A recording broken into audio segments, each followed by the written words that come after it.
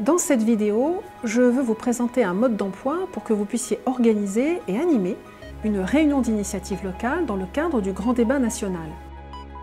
Une réunion d'initiative locale, c'est un temps d'échange défini dans le cadre du grand débat national pour que vous puissiez vous exprimer, partager et faire remonter vos solutions sur les thèmes proposés par le gouvernement. La réunion d'initiative locale donne la priorité à l'expression citoyenne.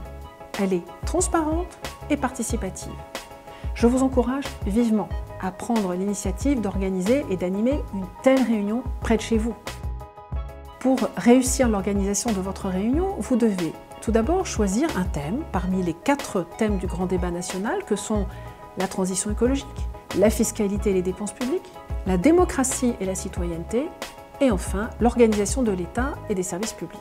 Vous devez aussi choisir une date et une heure, de préférence en soirée ou le week-end, afin que le débat puisse s'adresser au plus large public.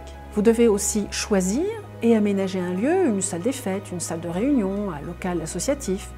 Nos postes consulaires peuvent également, sous certaines conditions, mettre une salle à disposition pour une telle réunion.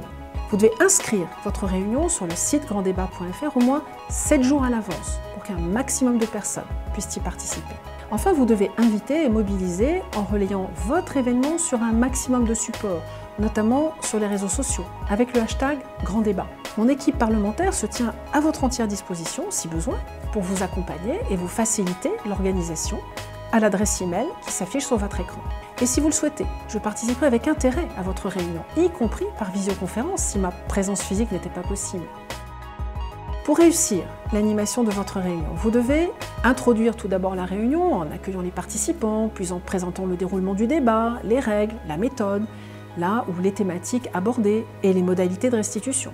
Vous devez également rester neutre, ne pas favoriser une opinion ou une position, faire circuler la parole pour qu'elle ne soit pas confisquée par quelques personnes. Vous devrez rédiger un compte-rendu afin que votre débat puisse être pris en compte dans la synthèse globale.